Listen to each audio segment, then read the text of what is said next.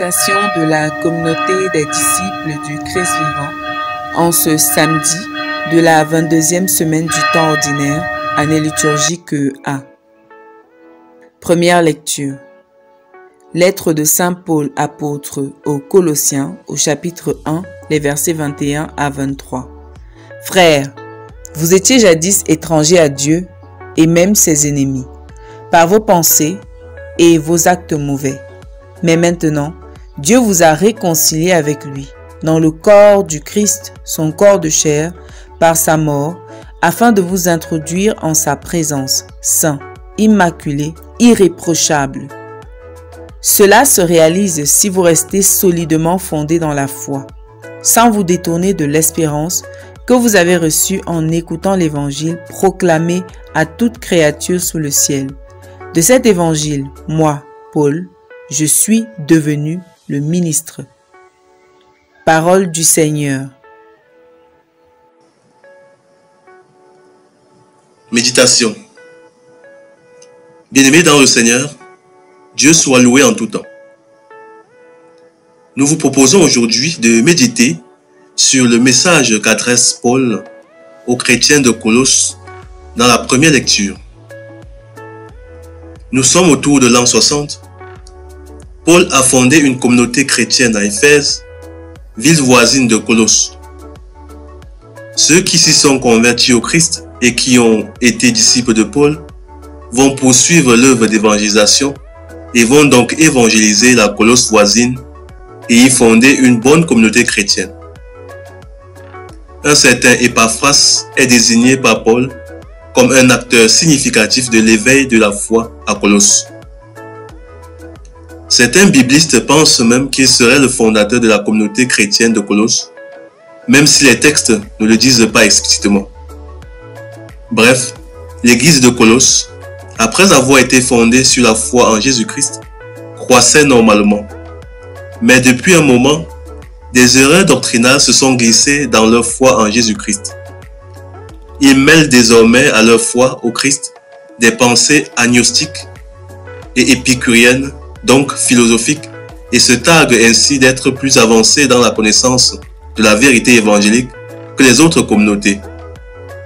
Paul, en ayant entendu parler, leur adresse une missive pour les recadrer, car cette communauté, qui avait quitté le paganisme en se convertissant au Christ, était bien en train de retourner subtilement à sa vomissure. Bien-aimés, la situation des chrétiens de Colosse est typique de la trajectoire spirituelle de nombreux d'entre nous aujourd'hui. Nous sommes souvent tentés, au nom d'une aspiration à un plus haut degré de spiritualité, à diluer ou à compromettre notre foi principale et principielle en Jésus-Christ, notre foi au Dieu Père, Fils et Esprit Saint. Les chrétiens syncrétistes sont devenus très nombreux dans l'Église de Jésus. Cela signifie que beaucoup de chrétiens ont, au fil du temps, forgé leur propre dépôt de la foi, qui n'est plus qu'en apparence semblable à celle que nous enseigne l'Église et son magistère. Faisons attention. Nous risquons de croire chacun à son type de Christ, son type de pauvre Christ. Les philosophies humaines, quoique riches en humanité et en humanisme, ne peuvent jamais remplacer valablement ou compléter la foi en Jésus-Christ.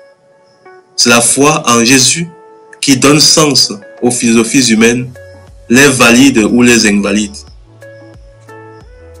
Le piège dans lequel était tombée l'église de Colosse et dans lequel bon nombre parmi nous tombent aujourd'hui est l'art du mélange. Nous sommes chrétiens, mais en même temps, nous sommes plus accrochés à un gourou de pasteur sur Internet plus qu'au pasteur présent dans notre église. L'on juge même l'enseignement de celui que Dieu nous a envoyé comme messager moins pertinent que celui des gourous d'Internet. À la longue, cette attitude tue en nous le goût et le dévouement pour notre communauté réelle. On pourra nous entendre à un moment dire « l'Église ne sauve pas ». Ce n'est pas en allant à la messe que nous devenons croyants. Certains y vont et ne croient pas. Il y a beaucoup de méchants à l'Église et bien d'autres formules du même genre. Est-ce que le fait qu'on trouve dans la communauté chrétienne des personnes en chemin qui se battent encore pour croire et pour se convertir, ou qui ne se battent même pas pour se convertir et qui combattent même l'église de l'intérieur, justifie qu'il soit inutile d'aller à l'église? Non, non et non. L'église n'est pas une communauté de saints.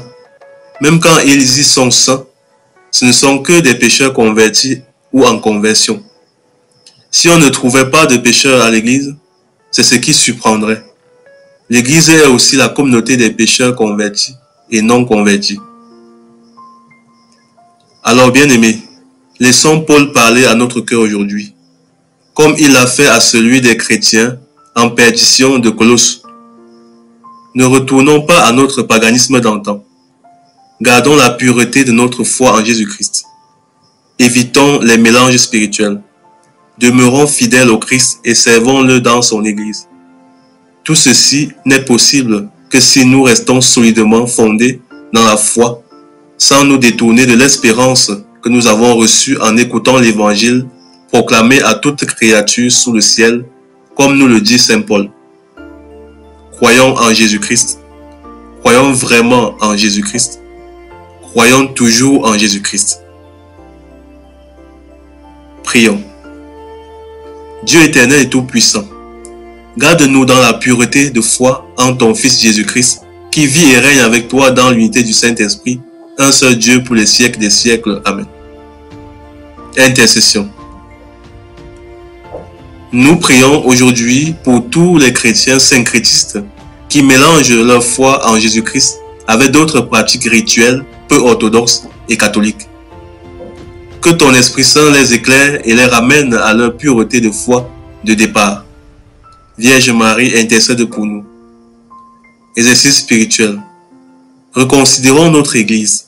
Fondons notre foi en elle. Détachons-nous de toutes les autres sources spirituelles qui ne font que diluer la pureté de notre foi en Jésus-Christ. Loué soit Jésus-Christ. À jamais.